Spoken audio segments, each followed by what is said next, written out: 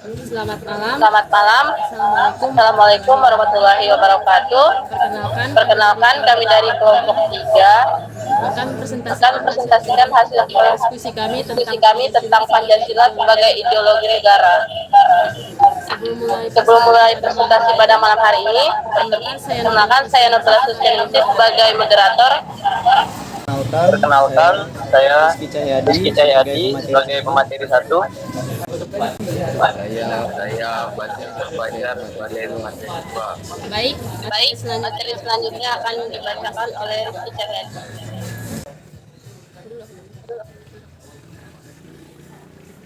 Baiklah, di sini saya akan menyampaikan materi yaitu Pancasila sebagai ideologi negara.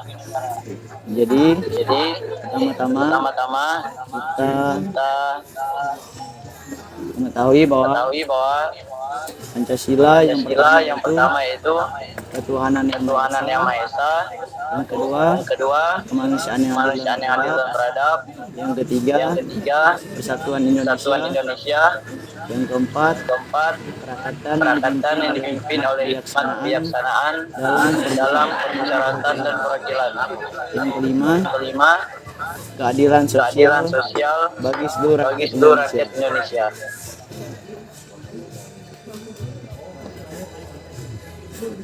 Pokok pembahasannya akan kami bahas dalam materi kali ini.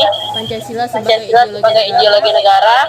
Pertama, konsep dan urgensi. Kedua, alasan diperlukan kajian. Ketiga, menggali sumber historis, sosiologis, politis. keempat, membangun argumen tentang dinamika dan tantangan. Kelima, mendeskripsikan esensi dan urgensi. Baik, materi selanjutnya akan disampaikan oleh pemateri 1.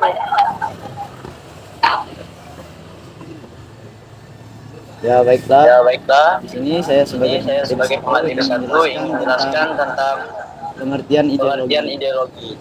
Istilah ideologi berasal dari kata idea yang artinya gagasan, konsep, pengertian dasar, cita, dan logos yang berarti ilmu.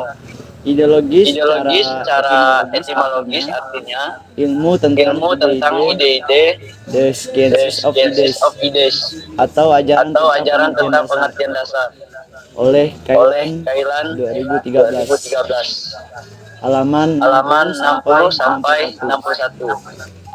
Dalam kamus besar bahasa Indonesia, ideologi didefinisikan sebagai kumpulan konsep bersistem yang dijadikan asas pendapat yang memberikan arah dan tujuan untuk kelangsungan hidup. Ideologi juga diartikan sebagai cara berpikir seseorang atau suatu golongan. Ideologi dapat diartikan sebagai paham, teori, dan tujuan yang merupakan suatu program sosial politik. Di sini ada pola pikir Max Haley terhadap praktik politik.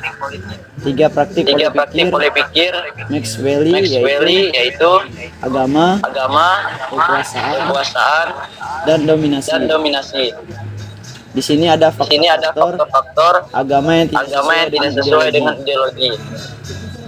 Konflik antar agama, kurangnya toleransi, dan tidak ada mengakui adanya Tuhan. Faktor dominasi yang tidak sesuai dengan ideologi dikelompokkan menjadi dua, yaitu internal dan eksternal. Dan yang ketiga faktor kekuasaan yang tidak sesuai dengan ideologi.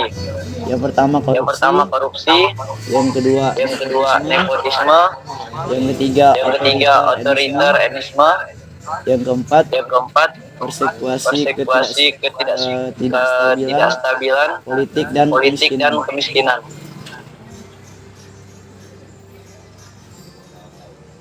konsep ideologi agama, kekuasaan, dan dominasi. Jadi saya akan menjelaskan tentang konsep tersebut.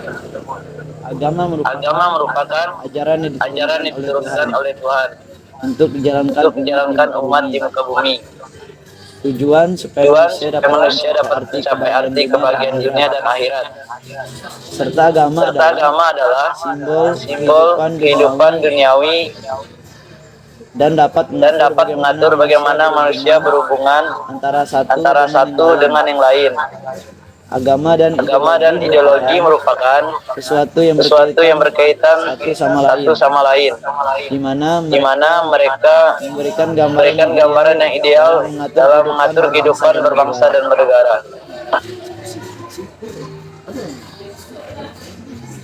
Jadi di sini saya akan menjelaskan tentang kekuasaan yaitu seperti memberi pengaruh dan memiliki keahlian. Pengetahuan khusus yang tidak sembarang dimiliki orang lain, tidak mudah dipengaruhi oleh oknum tertentu. Dan dominasi yaitu mengacu pada kondisi di mana suatu pihak memiliki kekuasaan atau pengaruh yang kuat masih pihak yang lebih bawah. Di sini akan saya menjelaskan urgensi ideologi negara. Ideologi negara merupakan landasan dan pedoman bagi suatu bangsa dan bernegara. Ideologi negara memiliki peran yang sangat penting bagi suatu bangsa, yaitu ada empat. Yang pertama menjadi dasar pedoman dalam penyelenggaraan negara. Yang kedua menjadi pemersatu bangsa. Yang ketiga menjadi sumber nilai dan norma dalam kehidupan berbangsa dan bernegara. Yang keempat menjadi alat pembaruan dalam perubahan. Berikut penjelasan dari saya, pemateri 1 Rizky Cahyadi, dan selanjutnya akan disampaikan oleh Fadli Mulfajar sebagai pemateri 2. Baik, di sini saya akan melanjutkan materi dari Rizky Cahyadi, yaitu alasan diperlukan kajian dalam ideologi Pancasila. 1. Warga negara memahami dan melaksanakan Pancasila sebagai ideologi negara. 2. Penyelenggaraan negara memahami dan melaksanakan Pancasila sebagai ideologi negara.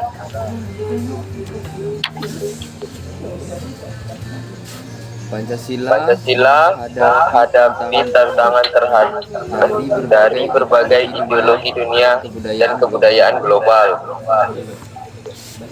Konsumerisme yang kami temui dalam kehidupan sehari-hari yang melanda kehidupan dewasa saat ini, yaitu 1.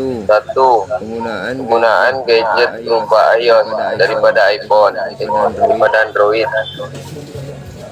2.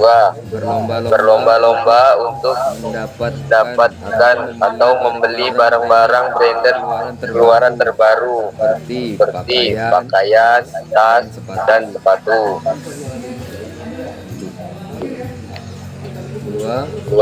Padat pendapat kami tentang cara penanggulangan konsumerisme, yaitu 1.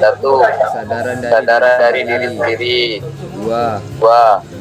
Memprioritaskan barang apa yang dibutuhkan. 3. Memahami keadaan ekonomi. 4. mensyukuri barang yang sudah dimiliki. Terjadinya terorisme dan radikalisme di Indonesia. 1. Mudah dipengaruhi. 2. Perasaan yang iri terhadap orang lain sehingga memunculkan dendam sendiri. 3. Tidak ada toleransi. 4. Adanya perbedaan pendapat. 5. Tekanan politik. Dampak penyalahgunaan narkoba di kalangan generasi muda terhadap bidang ekonomi dan masa depan. 1. Mempengaruhi Produktivitas kerja. Tidak adanya tabungan masa depan. 3. Mempengaruhi kemampuan belajar. 4. Jadi pelupa dan kurang konsentrasi. 5. Hubungan keluarga dan pertemanan terganggu. 6. Kurangnya kepedulian terhadap sesama. Baik, selanjutnya akan dilanjutkan oleh Bella. Baik, materi selanjutnya akan dilanjutkan oleh saya.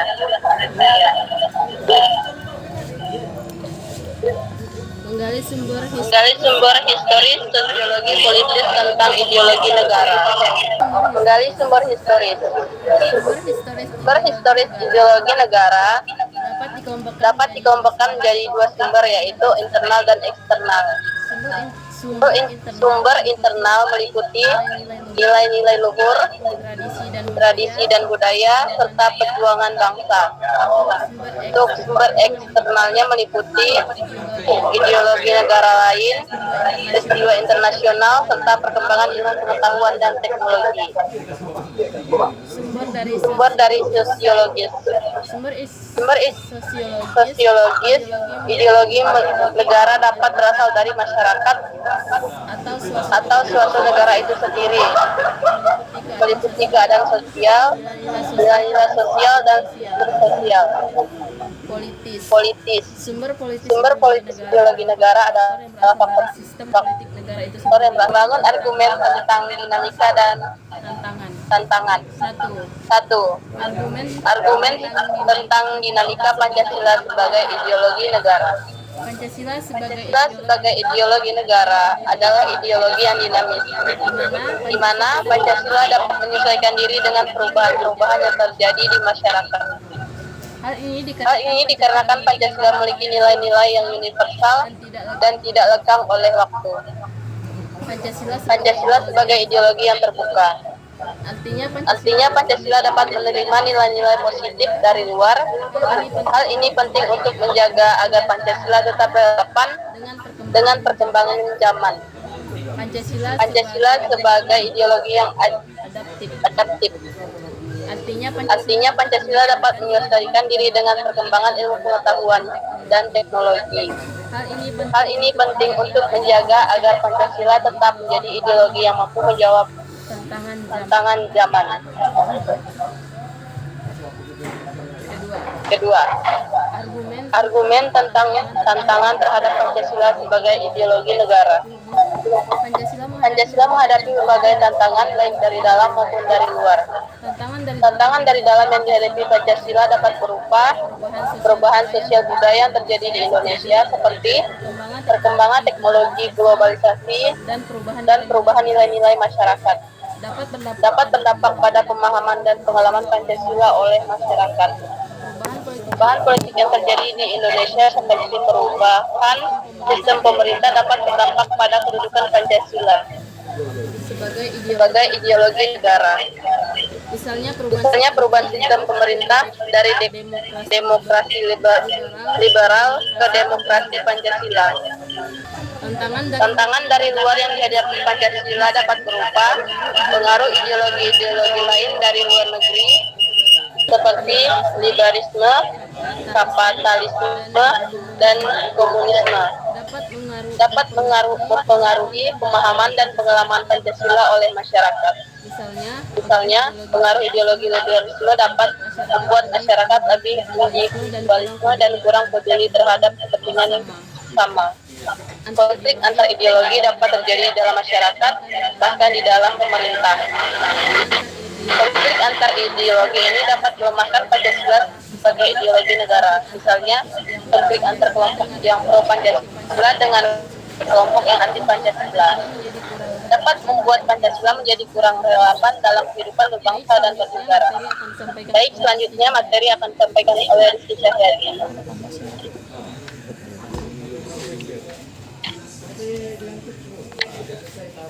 Ya, Di sini saya akan menjelaskan, mendeskripsikan esensi dan urgensi. Di sini esensi adalah inti atau hakikat. Bisa juga disebut sebagai hal yang pokok dari sesuatu. Yang kedua, urgensi adalah keharusan yang mendesak atau hal yang sangat penting. Jadi bisa dilihat bahwa perbedaan di antara esensi dan urgensi yang kami bagikan di layar.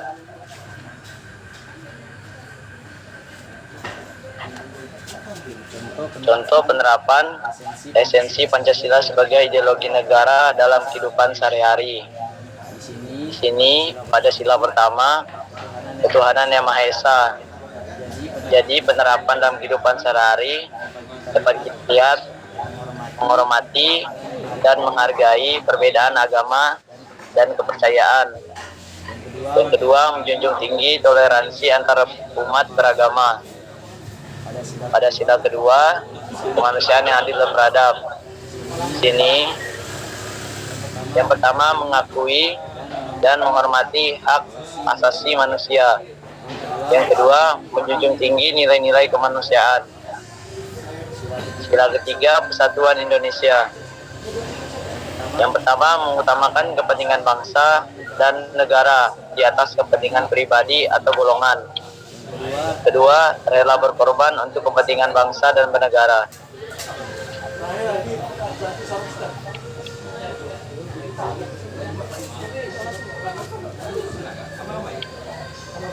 Jadi, materi berikutnya akan disampaikan oleh Padri Mulfajar. Yang keempat, kerakyatan yang dipimpin oleh hikmat kebijaksanaan dalam permusyawaratan perwakilan.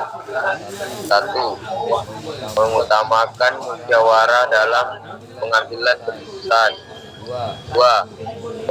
Menjunjung tinggi nilai-nilai demokrasi. Sila kelima, keadilan sosial bagi seluruh rakyat Indonesia. 1. Menjunjung tinggi keadilan dan kesetaraan. 2. Menghapus segala bentuk diskriminasi.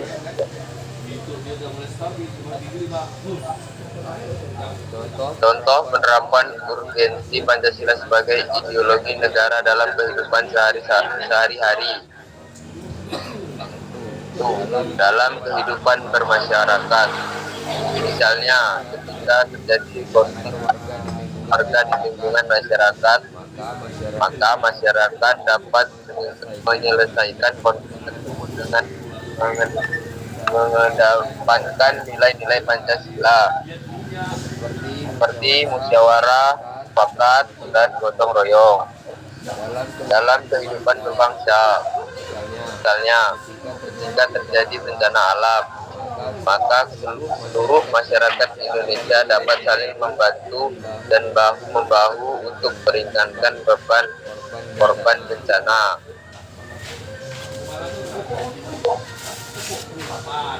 Baik, selanjutnya akan dilanjutkan oleh Novela. Kesimpulan dari materi kami pada malam hari ini, Pancasila sebagai ideologi negara memiliki arti bahwa nilai-nilai yang terkandung dalam Pancasila menjadi acuan dalam cita-cita bangsa Indonesia. Pancasila menjadi dasar untuk mengatur kehidupan berbangsa dan bernegara di Indonesia. Pancasila memiliki fungsi sebagai berikut. 1. Fungsi sebagai dasar negara, di mana Pancasila sebagai fungsi dasar negara berarti bahwa Pancasila menjadi dasar dan pedoman dalam penyelenggaraan negara. 2. Fungsi sebagai ideologi negara, yang artinya Pancasila menjadi pegangan dan pedoman bagi bangsa Indonesia dalam kehidupan bermasyarakat, berbangsa, dan bernegara. 3. Fungsi falsafah negara, artinya Pancasila menjadi landasan falsafah bagi bangsa Indonesia dalam penyelenggaraan negara. Pancasila menjadi sumber dari segala sumber hukum dan norma yang berlaku di Indonesia. 4. Fungsi dasar moral. Yang artinya Pancasila menjadi dasar moral bagi bangsa Indonesia dalam kehidupan bermasyarakat, berbangsa dan bernegara. Pancasila menjadi pedoman dalam bersikap dan bertindak sesuai dengan nilai-nilai moral yang luhur. Mungkin materi yang kami sampaikan telah selesai, di mana ada kelompok kawan-kawan yang ingin bertanya, dipersilahkan. Dari masing-masing kelompok satu pertanyaan.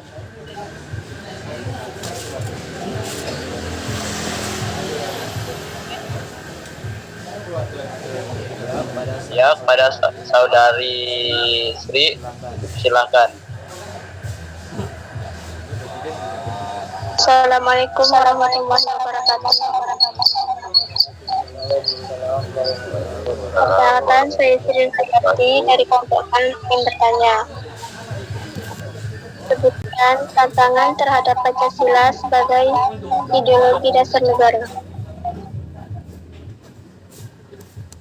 Boleh diulang pertanyaannya lagi. Sebutkan tantangan terhadap Pancasila sebagai ideologi dasar negara. Ya, untuk kelompok lain, apakah ada yang ingin bertanya?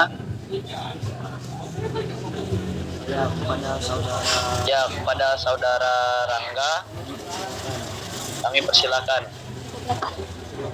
Assalamualaikum warahmatullahi wabarakatuh.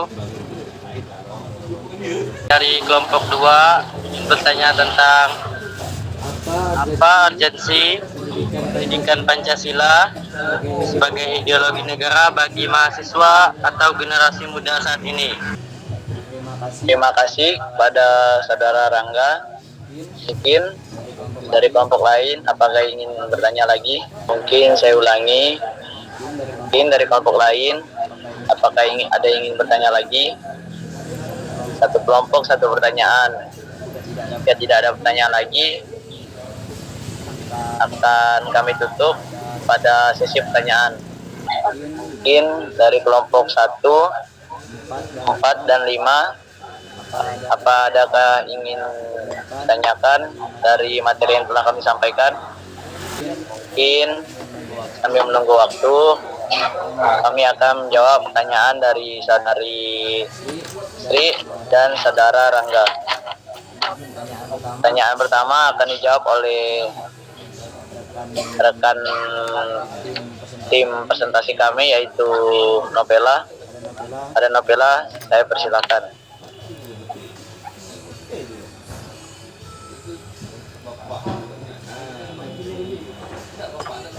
Baik, di sini saya akan menjawab pertanyaan dari Sri. Sebagai ideologi negara, Pancasila menghadapi berbagai tantangan, baik dari luar maupun dari dalam negeri. Tantangan-tantangan tersebut dapat mengancam keutuhan dan kesatuan bangsa Indonesia. Berikut adalah beberapa tantangan Pancasila sebagai ideologi negara. Pertama, perbedaan suku, agama, ras, dan golongan. Pancasila merupakan ideologi yang mengakui dan menghormati perbedaan suku, agama, ras, dan golongan. Namun perbedaan tersebut juga dapat menjadi tantangan bagi Pancasila. Jika perbedaan tersebut tidak dikelola dengan baik, maka dapat menimbulkan konflik dan perpecahan antar bangsa. Kedua, pengaruh globalisasi. Globalisasi membawa pengaruh yang besar terhadap kehidupan masyarakat Indonesia. Pengaruh tersebut dapat mengancam nilai-nilai Pancasila seperti gotong royong, musyawarah mufakat, dan toleransi. Ketiga, kurangnya pemahaman dan penghayatan nilai-nilai Pancasila. Pancasila merupakan ideologi yang kompleks dan memiliki nilai-nilai yang luhur. Namun masih banyak masyarakat Indonesia yang kurang memahami dan menghayati nilai-nilai Pancasila. Kelima, penyebaran pemahaman yang bertentangan dengan Pancasila. Paham-paham yang bertentangan dengan Pancasila seperti komunisme, radikalisme, dan terorisme juga menjadi tantangan bagi Pancasila. Adapun upaya untuk mengatasi tantangan-tantangan tersebut, diperlukannya upaya yang nyata dan berkelanjutan dari berbagai pihak, seperti melakukan pendidikan Pancasila, sosialisasi Pancasila, penegakan hukum, dan lain-lain. Sekian penjelasan dari saya kepada Saudari Nur Hayati. Apa sudah bisa diterima? Baik, terima kasih atas jawabannya telah diberikan. Ya, terima kasih kepada Saudari Novela sudah menjawab pertanyaan dari Saudari Sri. Di sini saya akan menjawab pertanyaan dari Saudara Rangga. Pertanyaannya yaitu, apa urgensi Pancasila sebagai ideologi negara bagi mahasiswa generasi muda? Jadi di sini urgensi Pancasila sebagai ideologi negara bagi mahasiswa atau generasi muda sangatlah penting, karena Pancasila merupakan dasar negara dan pandangan hidup bagi bangsa Indonesia. Sebagai generasi muda, mahasiswa memiliki peran yang sangat penting dalam menjaga dan mempertahankan Pancasila. Mahasiswa merupakan calon pemimpin bangsa di masa depan. Oleh karena itu, mereka harus memiliki pemahaman yang mendalam tentang Pancasila serta nilai-nilainya. Mungkin beberapa urgensi Pancasila sebagai ideologi negara bagi mahasiswa atau generasi muda sekarang. Yang pertama yaitu memperkokoh persatuan dan kesatuan bangsa.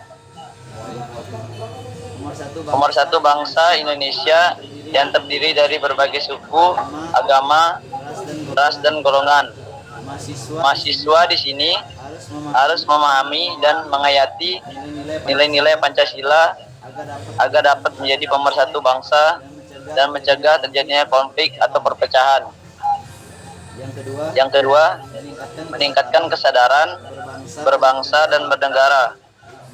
Jadi mahasiswa harus memiliki kesadaran berbangsa dan bernegara yang kuat agar dapat mewujudkan dan memahami serta mengamalkan nilai-nilai Pancasila dalam kehidupan sehari-hari. Yang ketiga, membentuk karakter bangsa yang kuat. Jadi di sini nilai-nilai tersebut dapat membentuk karakter bangsa yang kuat. Salah satunya seperti yang telah kita lakukan, gotong royong, musyawarah mufakat, atau toleransi. Dan yang ketiga, menangkal pengaruh negatif dari luar. Yang keempat, membangun masyarakat yang adil dan makmur. Mungkin hanya itu yang dapat saya sampaikan. Kurang dan lebihnya saya mohon maaf. Apakah Saudara Rangga telah mengerti yang saya sampaikan? Terima kasih atas jawabannya.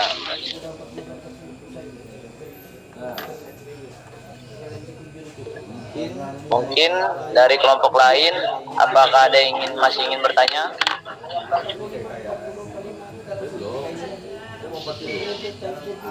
Dari saya, Fikri Satria dari Kepada Saudara Fikri Satria, kami persilakan. Baik, bagaimana cara mempertahankan ideologi bangsa?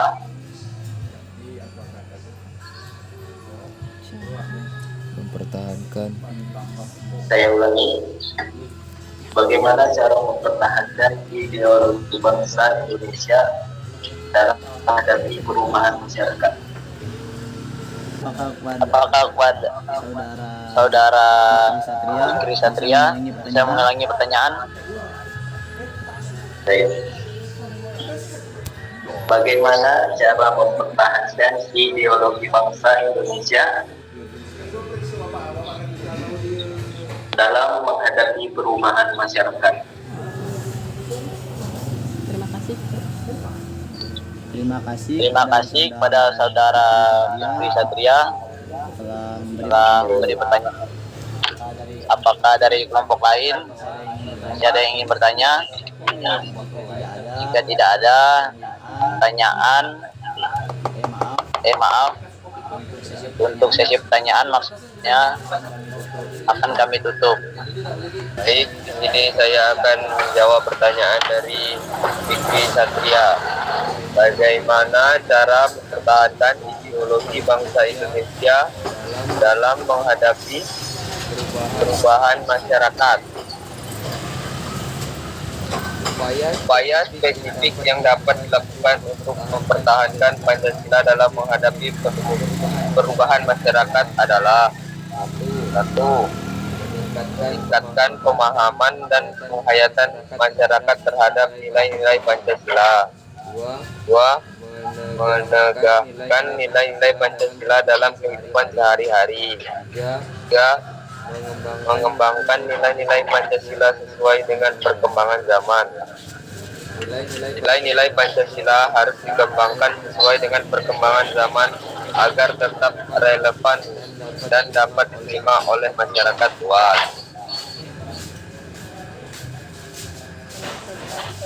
Baik, kepada saudara Fikri, apakah sudah jelas? Baik, terima kasih Saudara Fajar.